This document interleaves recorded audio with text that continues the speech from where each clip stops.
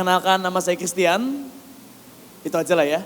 Nah, mungkin beberapa dari saudara agak rancu dengan judul hari ini. Boleh saya minta bumpernya dikeluarin? Judul kita hari ini apa? Ya, atau saudara bisa lihat di rundown masing-masing. Nah, ini judul kita. Pengurapan api dalam kurung khotbah. Mungkin saudara agak rancu. Sebenarnya gini, hari ini yang kita mau belajar apa sih? Kita percaya Tuhan memberikan kita pengurapan. Oke, terima kasih bumpernya. Tuhan memberikan kita pengurapan, Tuhan berikan kita karunia, Tuhan berikan kita banyak perbekalan. Amin. Amin. Tapi yang jadi pertanyaan, seringkali tidak semua orang bisa menerima yang harus kita sampaikan. Contoh begini, saudara terima pengurapan api, setelah ini saudara keluar, saudara main tumpang tangan tukang parkir. Apakah dia akan dengan senang hati menerima? Siapa yang bilang dia akan bersuka cita menerima? Boleh katakan? Siapa yang bilang mungkin saudara dilempar sandal? Boleh katakan? Oke. Nah, jadi yang mau kita pelajari sore hari ini adalah kita terima urapan. Ya, kita terima karunia, kita terima berkat. Tapi kita perlu belajar cara menyampaikan dengan baik dan benar melalui khotbah. Percayalah saudara, Cisasa jauh lebih baik dari saya. Cisasa belajar khotbah lewat teologi. Ini rahasia sedikit, saya pun belum lulus dari teologi. Dan berhubung saya ini kuliah angkatan online, jadi kalau kuliah saya akan join, tutup kamera, singkirkan HP-nya. Saya ngapain yang lain gak tahu. Jadi Cisasa mending tahu teori teologi, saya gak tahu. Tapi saya akan coba untuk kita semua belajar supaya kita bisa menyampaikan pesan Tuhan dengan cara yang lebih baik. Amin. Saya perlu bantuan satu orang, boleh? Siapa yang available? Vanes, boleh bantu saya Vanes? Pinjem kopinya kau baja. Oke. Saya mau tanya, berapa banyak di antara saudara yang suka kopi? Boleh angkat tangan? Gak apa-apa, tungguin aja. Enggak, aku gak pengen kopi. Lagi tinggi. Siapa yang suka kopi? Oke. Anggaplah. Oke, boleh deh yang baru. Ada berapa? 2, keluarin dua-duanya. Kita mulai bagi-bagi hadiah, kita mulai dari kopi, oke? Sekali lagi, siapa yang suka kopi? Boleh angkat tangannya? Tuh, makin banyak kan tahu mau keluarin kopi. Nah, anggap begini saudara. Saudara yakin suka kopi? Yakin ya? Oke. Ini kopi. Kalau saya kasih saudara, boleh Vanes keluarin yang baru satu. Kalau saya kasih saudara begini, saudara mau terima? Mau ya? Mau ya? Oke. Kalau saya kasihnya begini. Ingat ini adalah kopi. Mau pakai mangkok, pakai gelas, pakai ember, dia tetap kopi. Kalau saya kasih begini,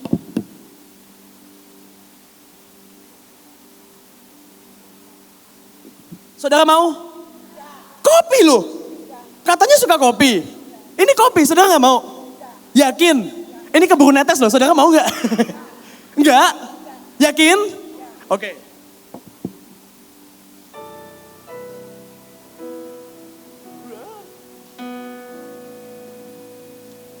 Buat nanti ya Sobanes, thank you. Duduk dulu, kopinya buat nanti, tahan. Sama, kita terima pengurapan, kita terima firman Tuhan. Tapi kalau kita nggak sampaikan dengan benar, orang nggak mau terima. Sama kayak kopi tadi, dia tetap kopi. Pengurapan tetap pengurapan, api tetap api, Roh Kudus tetap Roh Kudus. Tapi kalau kita nggak sampaikan dengan benar, orang nggak mau terima. Contoh lagi, bawa kopi. Siapa saudara yang suka pizza? Boleh katakan? Oke, saya suka pizza. Kalau malam hari ini kita makan malamnya pizza, saudara mau? Mau? Enggak, saya cuma tanya, jangan berharap ya. Jangan berharap. Nah, anggaplah begini. Tahukah saudara yang membuat kita mau terima pizza, itu bukan semata-mata pizzanya. Tapi apa? Kotaknya. Anggaplah, suka pizza? Namanya siapa? Lovely. Lovely. Oke, Lovely suka pizza. Anggaplah Lovely pesan GoFood, pizza. Dan abang-abangnya datang bawa pizza, gak pakai kotak. Digenggam pakai tangan. Mau? Tetap pizza. Mau gak? Enggak. Sama. Semua pesan yang kita terima, ini ada ayat banyak di Alkitab. Kita bisa khotbahkan ujung ke ujung. Asal jangan dicari-cari. Tapi pertanyaannya, orang mau terima atau enggak, semua tergantung penyampaiannya. Yang menyedihkan begini saudara. Tuhan melihat hati, betul ya? Saya percaya kita semua di ruangan ini, Tuhan bisa pakai kita untuk menyampaikan firman. Amin. Tapi yang menyedihkan manusia melihat hati. Contoh, Tuhan udah berbicara banyak kepada saya. Tapi yang saya sampaikan cuma sepotong. Orang gak akan terima. Seperti yang Cisa sampaikan. Tuhan cuma ngomong 2 menit. Ya aku sharing 2 menit. Orang terima gak? Terima gak? Enggak. Kenapa? Tuhan melihat hati, manusia melihat rupa. Bisa kok bang, gak pakai Alkitab, udah hafal gitu, gak usah. Masalahnya manusia melihat rupa. Itu kenapa kita harus belajar menyampaikan firman. Contoh lagi, seberapa banyak di antara saudara yang saudara pernah menggunakan atau saudara tahu atau saudara kenal akrab dengan sebuah benda bernama tumen? Boleh angkat tangan? Oke, yang tidak tahu boleh angkat tangan? Oke, gak apa-apa. Nah, tumen adalah benda dari singkatan 7 elemen. Alkitab mencatat ada elemen-elemen yang ini kepanjangan tangan Tuhan untuk mengalahkan maut. Contoh, ada garam, ada tepung, ada air. Itu semua adalah alat yang Tuhan pakai. Tapi satu kali saya pernah dengar omongan begini. Iya, saya datang ke Mahanaim. Terus di Mahanaim saya dengar ada ramuan yang kalau disemprotkan kita jadi kudus tiba-tiba. Dan saya mikir, mana ada ramuan begitu? Dan singkat cerita saya baru tahu itu tumen yang dimaksud. Dan buat saya, kenapa orang sering memandang kita aneh, orang sering memandang kita sesat, yang salah bukan yang kita lakukan. Yang salah adalah penyampaian kita yang tidak sempurna. Sampai sini saudara paham ya? Firmannya gak pernah salah. Amin. Alkitab tidak pernah salah. Pengurapan gak pernah salah. Roh Kudus gak pernah salah. Tapi kita kepanjangannya, kita yang menyalurkan, kita yang menyampaikan. Kita yang sering salah. Itu kenapa sore hari ini kita belajar untuk menyampaikan pesan Tuhan, menyampaikan firman Tuhan dengan cara yang lebih baik. Amin. Nah, saya punya beberapa teori. Ya kita buka Alkitab dulu ya, biar Kristen. Yohanes 3 ayat 34. Jangan dikeluarkan di belakang, saya mau kita semua buka Alkitab. Yohanes 3 ayat 34. Yohanes 3 ayat 34.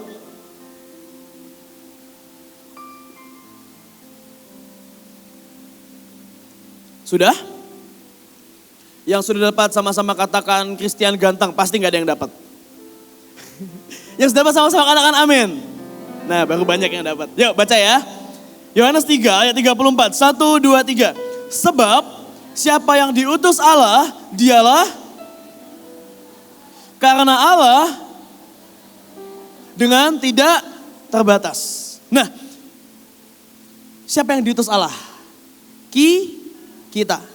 Dimanapun saudara berasal, tetap kita yang diutus Allah. Untuk menyampaikan pesan. Apapun pekerjaanmu, apapun tugasmu, apapun pelayananmu, tetap kita ada untuk menyampaikan pesan. Apapun caranya, ada satu pemain bola bernama Neymar. Dia satu kali menang dan dia pakai ikat kepala, tulisannya 100% Jesus. Itu firman bukan? Firman, tapi tidak dengan khotbah. Nah sore hari ini kita akan belajar melalui khotbah. Saya coba buatkan materi yang simple dengan pelajaran anak sekolah. Siapa yang masih sekolah? Boleh angkat tangan? Oke, saya pastikan saudara bisa mengerti. Saudara yang masih sekolah atau yang sudah lulus, kita tentu pernah belajar yang namanya 5W 1H, pinter. Boleh coba disebutin 5W apa aja? What, terus why, where, who, when. Satu lagi? How, pinter. Nah, kita akan coba belajar dengan 5W 1H untuk mempermudah kita menyampaikan firman. Asik toh? Yuk. Yang pertama, why? Kenapa kita perlu belajar menyampaikan firman dengan baik? Angkat tangan, ada hadiah yang siap menghampiri saudara. Kenapa kita perlu belajar menyampaikan firman dengan baik? Jangan ragu-ragu. Oke. Supaya khotbah kita bisa tepat ke waktu itu. Tepat, oke. Silakan RO hadiahnya. Kenapa kita perlu belajar menyampaikan dengan baik? Sebenarnya sudah saya bahas di awal. Supaya orang tidak salah menangkap apa yang dari Tuhan. Saya pernah salah khotbah, pernah. Sebenarnya bukan salah khotbah ya, salah khotbah. Ayatnya nggak salah. Saya khotbah tentang leadership, tentang penggembalaan. Bahwa kita harus memberi makan domba-domba kita tubuh jiwa roh. Dan saudara tahu, ya tubuh itu kan kasih makan, roh itu lewat khotbah firman Tuhan. Jiwa itu lewat kasih sayang, lewat kita menggembalakan, kita kasih mereka keteguran, kita menyayangi mereka sebagai keluarga. Saudara tahu, selesai khotbah, ada gembala nangis-nangis. Ampuni saya Tuhan, saya gak pernah peluk anak-anak youth saya. Saya mikir ini kayaknya agak salah ya konteksnya ya. Ampuni saya gak pernah main bareng. Saya mikir ini kayaknya agak salah konteksnya. Nah itu kenapa kita belajar menyampaikan firman dengan baik. Oke? Yang pertama, kenapa kita perlu belajar menyampaikan firman dengan baik? Karena kondisi tiap-tiap orang itu berbeda-beda. Dan kita perlu belajar untuk bisa memberikan makanan yang sesuai. Kenapa saya pakai 5W1H sore hari ini? Karena saya tahu sebagian besar adalah anak muda yang belum jauh dari sekolah. Dan saya juga yakin yang dewasa pasti ngerti 5W1H. Betul? Betul. Yang kedua, kenapa kita perlu belajar untuk sampaikan dengan baik? Seperti yang tadi saya sudah sampaikan, firman tetap firman, kopi tetap kopi. Tapi Tuhan melihat hati, manusia melihat rupa. Itu kenapa sore hari ini kita akan belajar bahkan sampai ke cara pakai baju sebelum kita khotbah. Oke? Lanjut. Yang untuk why sudah terjawab. Kenapa? Yang kedua, what? What to share? Apa yang harus kita bagikan? Si Sasa sudah singgung, kamu kalau mau khotbah jangan cari. Terus artinya apakah kita nggak buat khotbah? Enggak, bukan gitu konsepnya. What to share, apa yang harus kita sampaikan? Saudara buka Alkitabmu, baca aja. Di poin mana Tuhan bicara, itu dia. Tapi kadang orang gini, saya pernah menjumpai beberapa orang yang dia berkata, ya Tuhan lagi ngomong ke saya tentang ayat A. Tapi belum tentu jemaat butuh makanan ayat A. Contohnya gini, saya suka makanan manis.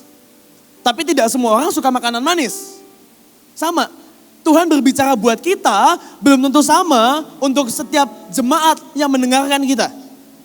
Maka dari itu kita perlu buat firman ini untuk makanan banyak orang. Dengan cara apa? Kita belajar ayatnya, kita gali firmannya. Dan firman itu seperti permata. Dia akan terlihat indah dari segala sisi. Sama. Firman yang kita bagikan itu bisa dilihat orang dari segala sisi. Jadi waktu kita sampaikan firman, jangan batasi firman hanya oleh mata kita. Contoh, Allah itu kasih, God is love. Jangan batasi Allah itu kasih untuk anak muda yang baru jatuh cinta. Allah itu kasih mempertemukan saya dengan wanita ini. Jangan batasi sekedar itu. Allah itu kasih buat mereka yang fatherless, nggak punya ayah. Ayah itu kasih juga buat mereka yang nggak punya ibu. Ayah itu juga kasih buat mereka yang jatuh bangun dalam dosa dan diampuni. Firman itu banyak sisinya. Pastikan waktu kita sampaikan firman, kita tidak membatasi hanya sejauh pandangan mata kita. Oke? Nah, saya akan coba rangkum bagaimana untuk kita menyampaikan firman. Sebelumnya saya mau tanya, seberapa banyak di antara saudara yang saudara pernah khotbah? Mau di komsel, devotion kelas, mesbah keluarga, gereja apapun. Boleh angkat tangan? Oke, banyak ya ternyata ya. Nah, buat saudara yang pernah menyampaikan firman, siapa yang pernah bingung bagaimana cara menyampaikannya, oke? Nah, jelas kita semua pernah. Yang pertama, apa yang harus kita lakukan sebelum kita sampaikan firman? Pertama, doa, tanya Tuhan. Itu penting, kan? Ini ketawanya ngeledek ya. Ketawanya seakan alasan saya klise. Yang pertama, doa, tanya tema. Ingat, kita menyampaikan pesan. Pesan siapa? Pesan Tuhan. Jadi tanya, Tuhan pesannya apa? Oke? Doa, tanya tema. Dilanjutkan dengan saudara ambil. Setelah saudara doa Tuhan, temanya apa? Tuhan mau ngomong apa? Setelah itu masuk. Oke, aku mau ngomong tentang peperangan misal. Oke, Tuhan mau berbicara peperangan seperti apa? Peperangan itu luas. Peperangan untuk diri kita sendiri. Saudara udah masuk kelas menahan dan berperang kan? Dapat nggak? Nggak. Ya sudah, enggak apa-apa. Saudara yang sudah belajar perang, perang itu luas. Tuhan mau ngomong yang bagian mana? Ya, aku mau ngomong tentang bagian triwira berperang. Oke, temanya sudah ada berperang, ayatnya tentang triwira, saudara cari triwira ada di mana? 2 Samuel 23. Dah, ayatnya di situ. Tuhan mau ngomong triwira yang mana? Namanya aja triwira, ada 3. Oke, saya mau ngomong yang A. Saudara, kita perlu doa. Tuhan mau ngomong yang mana? Itu urusan Tuhan. Urusan kita hanya menyampaikan dengan baik dan benar. Nah, setelah saudara dapatkan ayat, kita perlu mendalami, kita perlu menggali ayatnya. Saya pernah dengar sebuah statement yang diucapkan oleh seorang hamba Tuhan. Hamba Tuhan ini bilang gini, kalau kamu baca Alkitab, kamu doa, ya kamu berimajinasi, kamu doa sampai seakan-akan kamu pindah dimensi ke ayat tersebut. Mungkin saudara pernah lakukan, ada yang belum juga. Tapi coba praktekkan setiap kali saudara baca, sampai saudara bisa pindah tempat. Contoh, ya kita baca Yesus disalib, berpeluh darah. Coba sebelum saudara pindah perikop, saudara pindah ayat, coba saudara baca sekali lagi diulang. Gimana mungkin bisa berpeluh darah? Diulang.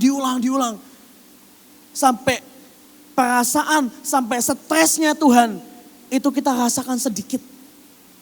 Di situ kita akan ngerti kenapa Tuhan segitunya. Doa, gali firman. Tapi ada cara lain. Seperti yang Cisasa sudah sampaikan, Alkitab kita ini bukan Alkitabnya, terjemahannya tidak sempurna. Itu kenapa ada bahasa Inggris, ada bahasa Ibrani dan kawan-kawannya. Nah, salah satu cara untuk kita menggali firman, untuk mendalami firman adalah kita membandingkan, kita compare dengan versi-versi yang lain.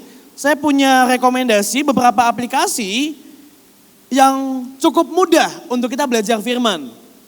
Sore hari ini saya tidak akan pelit-pelit, saya akan bongkar semua rahasia hamba-hamba Tuhan. Enggak. Rahasia saya. Ada satu aplikasi namanya Holy Bible YouVersion. Itu ada di App Store saudara ya. YouVersion. Alkitab warna coklat tulisannya Holy Bible. Ada yang sudah pakai? Oke, ada ya. Belum banyak. Holy Bible YouVersion, Y-O-U version. Kenapa saya rekomendasikan? Ini aplikasi yang cukup mudah. Dan saudara bisa lihat banyak terjemahan di sana. Bahasa Inggris itu juga nggak cuma Inggris ya. Ada The Message, ada Amplify, ada King James, ada NET, NIV, NNN, apalah itu banyak. Ya. Mungkin saudara yang nggak paham, tanya anakmu, tanya kanan kirimu ya. Bagaimana cara cari di Play Store, oke? Ada aplikasi kedua saudara. Ini aplikasi yang ditunggu-tunggu oleh banyak orang. Sebuah aplikasi namanya Blue Letter Bible atau BLB. Ini aplikasi untuk apa? Saudara bisa mempelajari bahasa Ibrani tanpa saudara mengerti bahasa Ibrani. Gampang kan? Ya, aplikasi judulnya BLB, gambarnya kitab kebuka warna biru. Kenapa kita perlu cari aplikasi-aplikasi seperti ini? Terjemahan kita terbatas. Bahasa Indonesia terbatas, kita perlu cari yang lain. Dan dari situ, firman yang luas akan mulai terbuka sisi yang lain. Oke, lanjut. Setelah kita tanya tema, setelah kita perdalam ayatnya, saudara juga bisa mempelajari dari banyak artikel, bisa mempelajari, bahkan gini, sebenarnya Alkitab tuh gak cuma Alkitab, ada banyak kitab lain, tapi saya tidak merekomendasikan karena ceritanya kurang pas dengan Alkitab kadang-kadang. Mungkin saudara pernah baca Alkitab, ada tulisannya, semua ini tertulis dalam kitab orang-orang jujur. Pernah baca? Nah itu ada kitabnya beneran.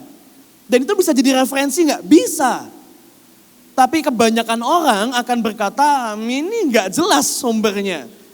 Tapi menurut saya itu oke juga, karena saya seperti lagi baca cerita yang keren. Nah lanjut ya. Setelah kita ambil ayatnya, kita perdalam firmannya, kita bisa masuk mulai menjabarkan di catatan kita. Kesalahan banyak orang yang menyampaikan firman adalah catatannya gak jelas. Pertama kali kita belajar sampaikan firman, pasti kita akan tulis catatan panjang banyak, betul? Semua yang mau kita omongin, kita tulis panjang. Saya tanya, sampai depan bisa baca? Enggak. Jadi kalau buat khotbah, pakai poin. Oke? Jangan panjang-panjang, pakai poin. Kalau saudara tulis panjang, sampai depan ngeblank, percayalah gak bisa baca. Setenang apapun saudara gak akan begini kan di depan. Nah, jadi saudara perlu mulai ubah caramu mencatat. Ya. Kalau saya biasanya gini, ini cara saya. Saudara boleh tiru, boleh tidak, ini cara saya. Saya kalau nyatet khotbah seperti bikin laporan ilmiah. Oh kan maklum anak kuliah ya. Seperti bikin laporan ilmiah. Akan dibuka dengan intro. Hari ini apa yang mau saya sampaikan? Temanya apa? Judulnya apa? Masuk ke apa? Yang kedua, mulai latar belakang. Kenapa saya sampaikan ini? Contoh gini. Misal, oke. Contoh ya, ini yang paling gampang aja, yang paling basic. Contoh, saya akan khotbah tentang kelahiran Yesus. Maka di latar belakang saya akan masukkan begini. Kenapa hari ini kita bahas kelahiran Yesus? Karena ini adalah sebuah momen yang sangat krusial yang menentukan nasib seluruh dunia. Oke, paham sampai sini? Jadi kira-kira itu latar belakang. Dari introduction, masuk ke latar belakang, lanjut.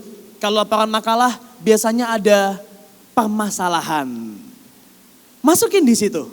Contoh misal, kita khotbah God is love. Permasalahannya apa? Permasalahannya kita merasa tidak dicintai. Makanya kita perlu God is love dalam hidup kita. Saudara paham sampai sini? Jadi pastikan firman ini saya nggak sedang melemahkan firman. Tapi yang saya lakukan adalah supaya semua orang bisa menerima itu aja. Kenapa kita perlu cari masalahnya? Karena buat saya gini, Tuhan gak mungkin berfirman tanpa sebab. Semua firman yang Tuhan ucapkan pasti ada maksud dan tujuannya. Amin. Kenapa firman Tuhan menjelaskan orang yang sabar begini, begini, begini. Orang yang mengendalikan diri begini, begini. Karena Tuhan tahu manusia ada yang gak sabaran. Karena Tuhan tahu manusia ada yang gak lemah lembut. Kenapa Tuhan buat firman? Pesan Tuhan adalah kasihlah sama manusia, love God, love people. Kenapa? Karena Tuhan tahu akan ada masanya manusia gak mencintai manusia. Mencintai robot, mencintai game. Apalagi mencintai Tuhan, manusia yang kelihatan aja gak dicintai. Jadi buat saya, kenapa kita perlu cari masalahnya? Karena Tuhan punya maksud dan tujuan dalam setiap firman yang diucapkan. Amin. Lanjut. Sampai ke masalah. Nah, baru saudara jawab dengan konklusi. Saudara jawab dengan solusi. God is love. Kita merasa tidak dicintai. Saudara buka ayatnya. Ya Tuhan mencintai orang seperti apapun wujudnya. Dia rela memberikan nyawanya. Itu jawabannya. Oke. Kita cepat saja. Setelah itu saudara bisa masuk ke konklusi. Saudara bisa tutup dengan kesimpulan. Dan selesai. Itu khotbah. Simple. Oke. Nah. Setelah itu ada beberapa tips and trick. Maaf saudara saya kelewat, sebenarnya yang barusan saya jelaskan itu how. Itu H ya, lupa. Itu how sebenarnya. Lanjut. Ada beberapa tips and trick untuk kita sampaikan firman Tuhan. Saya cepat saja. Yang pertama, saudara penting untuk membuat jemaatmu responsif dengan lewat 10 detik pertama. Contoh, anggaplah nih ya, ini saya contohin. Saudara datang ke gereja, hamba Tuhannya maju.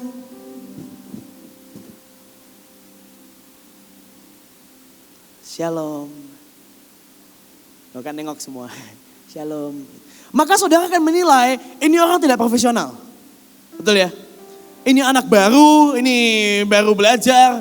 Dia tidak profesional. Maka dari itu untuk saudara sampaikan firman Tuhan, dalam 10 detik pertama, saudara perlu memberikan kesan yang baik untuk jemaatmu. Contoh, begitu saudara maju, shalom, selamat sore saudara-saudara. Nah, itu kan saudara langsung nengok semua. Itu apa? Itu intro untuk orang respon, untuk orang nyaut. Lanjut, ada 10 detik pertama, lalu ada jangan bertele-tele. Saudara kalau khotbah jangan muter-muter gini. Ada sebuah ilustrasi, sebenarnya ilustrasi Cik Sasa. Jadi kalau Cik Sasa belum pulang, saya nggak pede buat ngomong. Cuman udah keluar, saya pede ngomongnya ya. Ini nyontek saudara. Khotbah itu seperti pesawat. Introduction itu pesawat mulai naik dari bawah gitu ya, take off, naik dikit. Naik dikit, saudara mulai masuk ke latar belakang, masuk ke masalah, masuk ke solusinya, mulai turun pelan-pelan. Masuk ke kesimpulan, ajak doa, selesai, itu mendarat. Tapi masalah banyak orang adalah waktu kita sampaikan firman, keasikan ngomong. Kesaksiannya 20. Iya saya tuh gini nih pesawat muter terus di atas gitu ya. Iya kita harus begini gak tahu turunnya gimana. Itu kenapa kita perlu konklusi, kita perlu kesimpulan. Supaya pesawat ini bisa mendarat, bisa turun lagi. Oke? Jadi jangan bertele-tele, jangan muter-muter. Lanjut, ada baju, pakaian.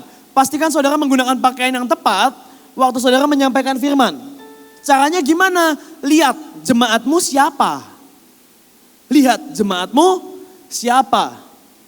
Contoh, saya khotbah di anak sekolah minggu. Saya gak akan pakai jas. Buat apa? Anak sekolah minggu juga gak tahu itu baju keren. Bener dong, anak sekolah minggu. Tapi kalau anak sekolah minggu mungkin saya akan datang pakai baju Mickey Mouse mungkin. Atau kostum Puh bila perlu.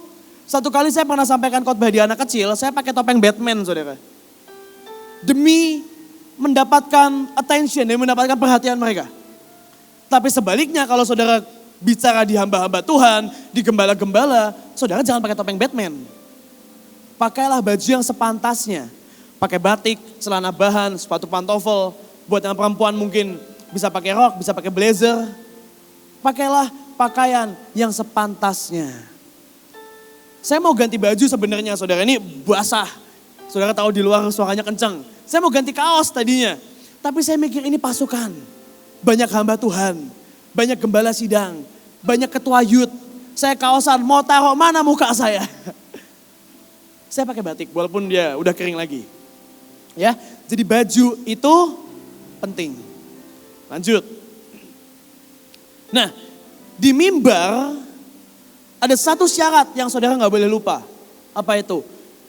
Ini tempat menyampaikan pesan Tuhan.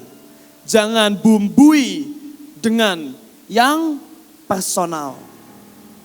Contoh, ceritanya ini adalah jemaat youth saya. Saya tahu si A habis buat masalah, anggaplah habis jatuh dalam dosa. Mentang-mentang saya tahu si A habis jatuh, saya siapin khotbah untuk menghakimi orang yang berzina. Dan saya tunjuk-tunjuk, jangan berzina, kamu gak layak melayani Tuhan. Gak boleh saudara, jangan personal. Jangan gunakan mimbar untuk menghakimi orang lain. Dulu saya begitu. Saya ini sekolah di Mahanaim, saya alumni sini. Dan saya pernah khotbah begini. Kalau buat saudara mungkin gini ya, sekolah Kristen tuh keren, doa terus, jangan salah. Anak-anaknya bosen ya. Nah, saya punya teman-teman yang udah kenyang dengan firman Tuhan. Udah muak, apalagi yang dari TK, SD, SMP, SMA di Mahanaim, mereka dengar khotbah udah nggak mood, nggak niat.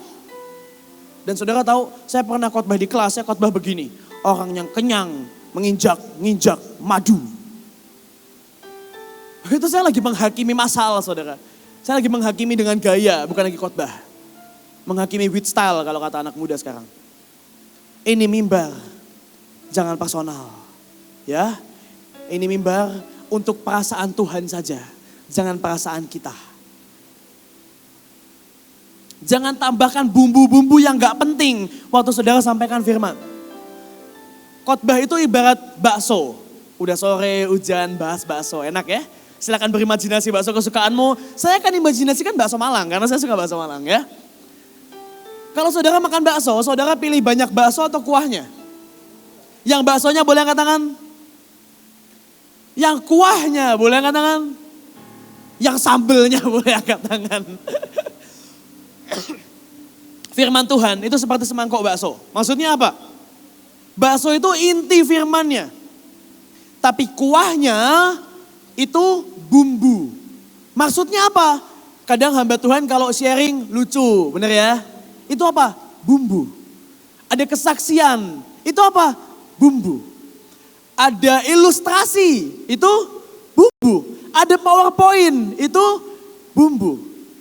Tapi ingat, saudara makan bakso, namanya aja bakso. Berarti intinya ya baksonya. Kalau saudara makan kuah, beda cerita. Tapi yang namanya bakso tetap perlu kuah. Saudara gak bisa makan bakso tok tanpa kuah. Mungkin ada yang doyan tapi buat saya itu sebuah melanggar Taurat lah, makan bakso gak pakai kuah itu melanggar Taurat gitu ya. Mungkin ada yang suka, saya gak tahu lah, tapi melanggar Taurat buat saya. Artinya apa? Dalam firman Tuhan harus seimbang. Mangkoknya segini, ya kuahnya segini. Jangan bakso semua, kuahnya gak ada gitu ya. Oke? Nah, tapi bumbunya itu gak cuma bercanda, bumbunya gak cuma jokes, bumbunya gak cuma ilustrasi. Saudara semakin lama melayani Tuhan, ada bumbu yang baru. Bumbunya apa? Perasaanmu. Bumbunya apa? Kesombongan kita. Bumbunya apa? Kemarahan kita. Yang gitu-gitu jangan ditambahin. Saudara habis masalah keluarga, saudara sampai mimbar, saudara marah-marah. Enggak boleh. Ya. Berantem sama pacar sampai mimbar marah-marah. Enggak boleh. Saudara mau membuktikan saudara bisa lebih hebat dari hamba-hamba Tuhan lain. Saudara khotbah dengan kesombongan. Enggak boleh. Kenapa saya bisa sampaikan? Saya pelakunya soalnya. Lu ya dong, kan dengan pengalaman itu lebih mantap khotbahnya ya. Lanjut. Untuk tips and trick saya rasa itu. Dan where, lanjut ya. Jadi sudah why, what, how, masuk where. Di mana kita menyampaikan firman? Where? Di mana kita menyampaikan firman? Di mana? Di mimbar? Di Komsel? Di Instagram? Di mana kita menyampaikan firman? Di semua tempat, di seluruh penjuru bangsa ini. Sebab semua orang harus dengar kebenaran firman Tuhan. Amin. Di lorong, di lampu merah, di jalanan, di RSJ kayak panti gila, apapun, whatever. Firman Tuhan harus diberitakan. Lanjut, who? Siapa? Dan kepada siapa yang menyampaikan firman? Siapa yang boleh menyampaikan firman? Yohanes 3 ayat 34, kepada dia, kita yang diutus Allah. Artinya kita semua boleh. Mau belum lulus teologi kayak saya, mau anak kecil, mau gembala sidang, semua boleh menyampaikan firman Allah di ladangnya masing-masing. Lanjut. Dan when, kapan kita sampaikan firman Tuhan? Kapanpun Tuhan perintahkan, karena kita hanya utusan Tuhan. Amin. Amin. Mari sama-sama tutup Alkitabmu.